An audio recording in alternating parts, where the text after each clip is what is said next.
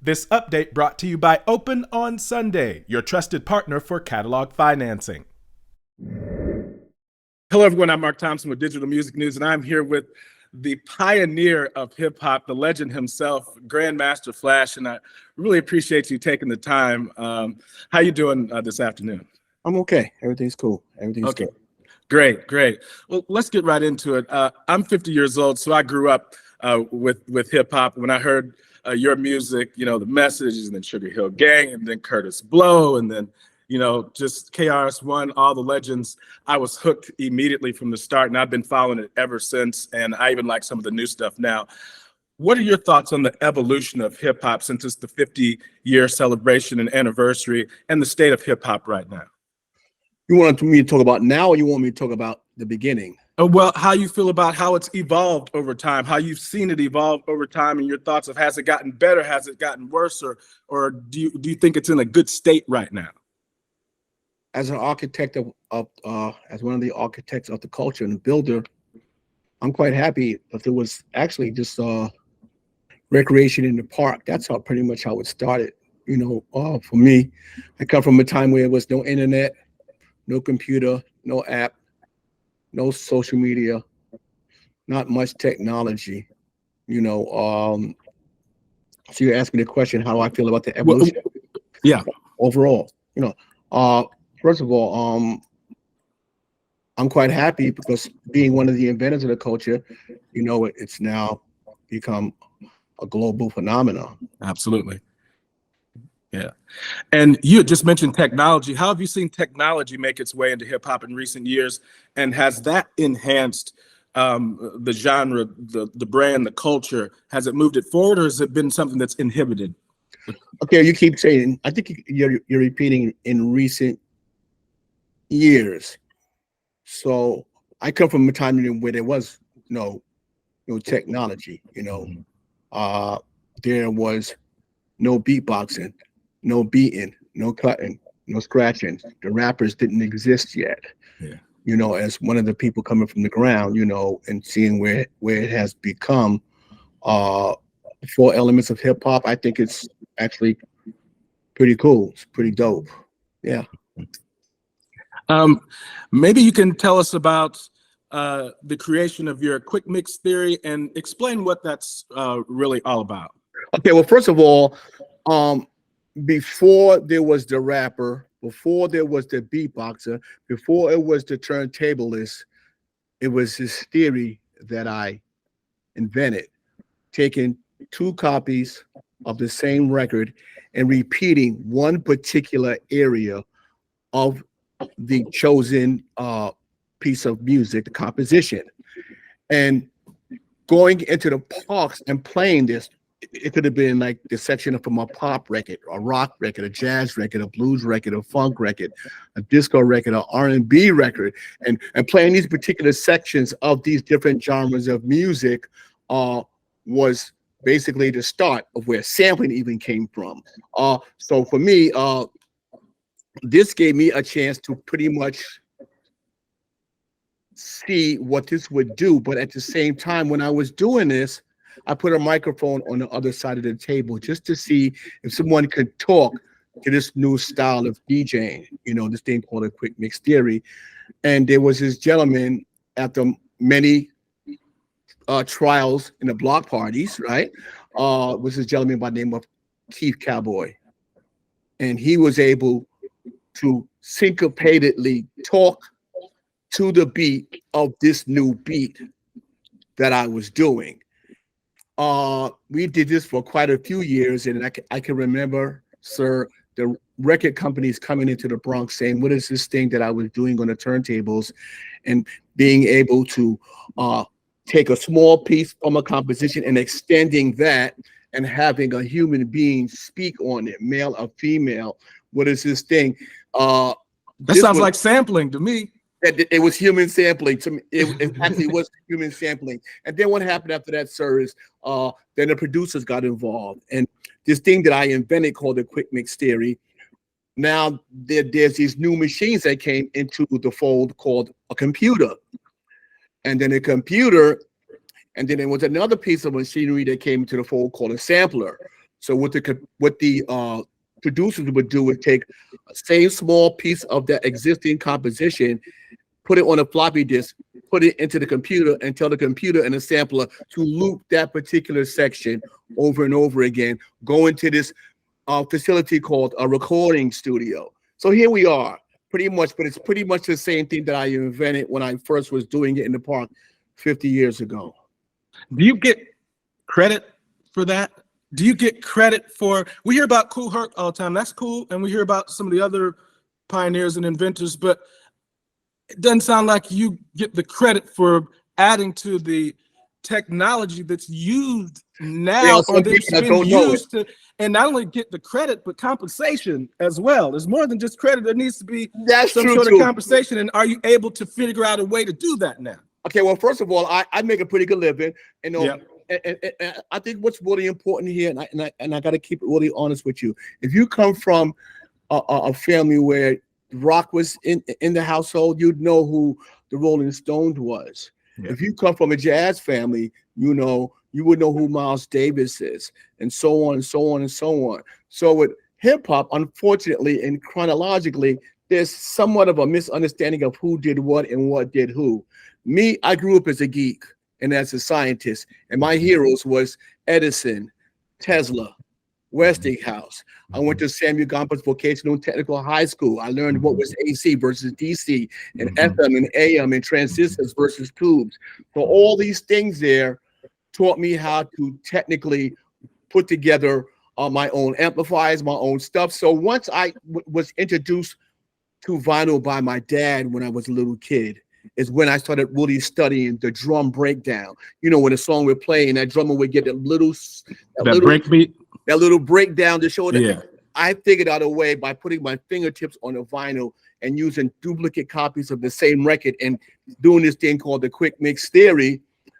That day, in my opinion, is the beginning of all of this. Because then the producers took it to where they wanted to take it to, and here we are. And even if you listen to music today, it's still 4 bars. It's the same thing. There's no bridge. There's no change. It's the same thing that I was doing 50 plus years ago. And from the start of all that, it's become big business. Yes, it is. Commerce. Hip hop rules the world. That formula has made billions of dollars and influenced people from here to Japan and back. Yes. Are artists even now getting a proper piece of the pie of the hip hop business that you created? I would say yes. I get my fee is, you can't get me for cheap. Let's just put it that way. As you should be. Right. As you should be. Financially, I'm taken care of. My family taken care of. I live very comfortably, and I think what's really important to me, like, God blesses us with gifts, and my gift was taking something and making something almost out of nothing. And for me to have shared this and for this thing to catch on, because you got to realize this thing could have missed. And people would have said, what the heck is he doing? That's not it. But it was, oh, what is he doing? So get that a little bit of daylight. What is he doing? Took us here, transcended us to where we are now. Do you think you're the first hip hop producer? Would you say that?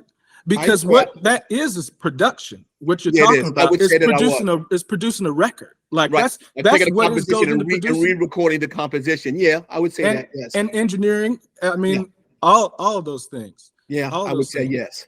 So yeah, and it's like when I was doing this, people were very angry at me because I was putting my fingertips and my fingers on the record, and all the connoisseurs were very careful with the vinyl, putting it back in the jacket very carefully. Me, I just took 2 copies out of one jacket, and I kind of was doing what was considered blasphemy, marking the record where the break was in the whole 9 yards. But this is what I had to do in order to play that one particular part that I felt was the most exciting in a composition.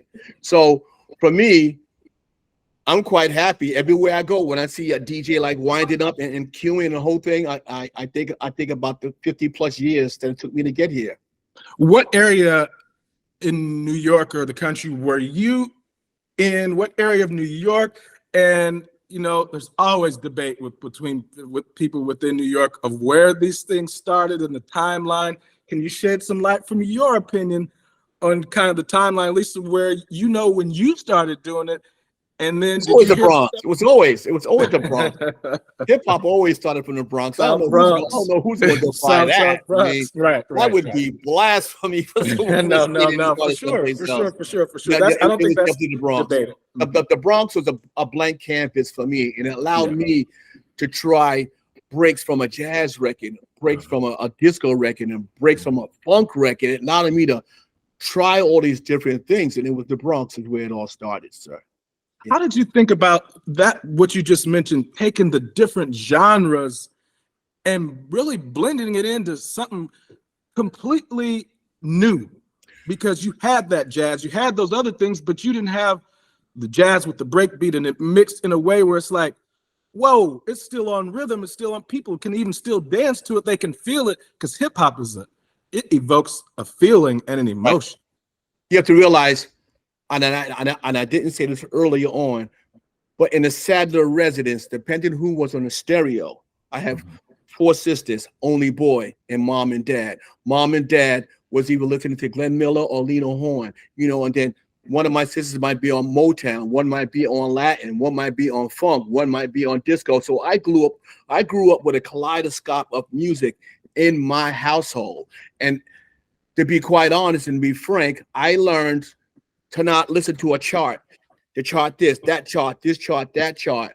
Like some of my dopest tracks are from white people, or from black people, or from foreign people, or from American people. And my collection comes from around the world, and different drum beats and different breakdowns some come from Germany, some come from Italy, some come from California, some come from the Bronx. Like my collection is just that kaleidoscopic, So for me, my family taught me early on when I was a toddler, listening to whoever was on the stereo, that there are different types of music. It's just that when I became a young teenager, when I started looking at the science and the math, and that's how I came up with the quick mix theory, because when I was watching in my mother's house or my cousin's house, when they were giving house parties, when the drum break part came, the backsides would move more. So in my little mind, that was the best part of the record, but it was always unjustifiably the shortest part of the record. So I would say what fueled me was anger. Like, nah, the drum part should be the best part. So I would find it from a white break, or I'd find it from a black break, or a foreign break, or American break. And I figured out a way to make all the drummers hold hand to the beat. So if you're dancing for 3 or 4 hours, I might have played 40 countries of drum breaks, and you would have never known. I've had some people walk up to me and say, "Yo, Flash, thank you for what you did. I met my wife there. Thank you so much. You kept me out of trouble, with this quick mix theory." So do I get the credit? Of course I do. But there's some people who say what they did, but then this is an information age. I do lots of lectures, and I make it abundantly clear what my contribution to this culture is. And that's the backing track. Do you think AI is the next step forward in the technology? And what are your thoughts on that? I think AI is, and I did Google booked me for this thing called the Executive Summit out in England, right? And I can remember, what's your name, man? Marc Thompson. So Marc, we flew in early, and they got us all settled in. I remember us going to lunch, and I was sitting down, and me and my business partner, and then these 2 other people sat down, and I introduced myself, and he introduced himself. I says, "Well, this is what I do," and he says what he does, and he starts doing the AI talk to me, and he says, "Do you know that AI is going to be able to do almost anything on planet Earth?" I'm like, So I says to him, I beg to differ a little bit, because I don't fully know what AI is, but he says, "I'm one of the guys who helped design Google, the talk box, like Alexa, but Google's version of the talk box." He said he invented it. So I says, well, I'm doing the closing party in 2 days after we all do the lectures. You know, Google wants me to play. He says, well, I'm gonna tell you this much. AI is going to be able to copy you. So I looked at him, Mark, and I says, okay, well, come to the party, you know, 2 days from now, 10:30. I'm going to play in the cottage in this area where all these super smart people are, and I'm going to jam for you guys for like an hour and a half. So I watched this guy, Mark. He's tapping his feet. I'm watching him. He's moving his body a little bit as I go from one drum break to the other, one song to the other, on time to the beat. I see his hands in the air. I'm seeing him jamming. I'm seeing him turn around, jamming. When the party was over, he says, Mr. Grandmaster, AI is not going to be able to copy that. I said, because the reason why it probably can is because I'm thinking on the fly. I'm playing for the people in front of me. So the audience may be more pop heavy, more rock heavy, more jazz heavy, more blues heavy, more rap heavy, more funk heavy. I think AI is as smart as how you program it, to my understanding. Will it be able to think on the fly? Because I might plan a set, and then when I get in front of people, I put that set away. I'm playing as I feel it. Can AI do that? I don't know. I mean, let me ask you, can AI do that? What do you think? I don't think yet. I think right now it's probably just good for maybe like background music for movies and films where you really don't have to have that deep feeling into it where it's just something in the background. But that emotion, I don't think it can capture that emotion or that. But will it be able to down the road? I don't know. I really don't know. But as a person who's tinkers and is into things that are technology, would you want to start maybe experimenting, seeing what it can do, seeing how it could maybe enhance some of the music that you're going to do? I may want to test it, because I mean, some nights, I may have to play "Dance with Me" by ABBA, and the record I might mix behind it might be Drake, and the record behind that might be Queen, and then the record behind that might be rock and roll. That might be, you know, the Stones. I don't know if I guess I'm gonna be probably heavily being asked my opinion about AI. I think you're going to experiment. I think you're going to try to experiment. I think you're going to get on some of these apps and experiment. But the guy told me it's a little early. After he watched me for an hour and a half, he did say it's a little early for AI to see that. I'm like, good, because I like my job. I like what I do. it ain't gonna be able to replace you. That's for sure. That is 100% sure. Let's hope not. But yeah, but I mean, but overall, I have to say, you know, and my attorneys, they say this all the time. They say, Mr. Sadler, when you were 15 years old, if you or somebody around you would have known that this technical thing that you did with nothing would have done this, I probably would have been a trillionaire. But I have a trillionaire of love everywhere that I go, Mark. Because do the youth know who you, do the youth follow? I think if they Google I think your name will pop up first, or you know, right at the top. And Mark, it has. And a lot of people say they stop me when I'm in the mall or with my family, and they say, thank you so much for what you did. So that's why people like yourself, I have to go on and do interviews and talk about it, because I grew up as a geek. I grew up where music has no color, no location, no genre. This dope music is just dope music. And that's how I learned being a tot, depending on who was in the stereo. That there. And then my dad being an avid collector of records. When I became a young teenager and started thinking of the science and the math of music, I've managed to make a living for 50 years. I think I'm pretty good, you know. So yeah, I would agree, and I want to say thank you, because you influenced me.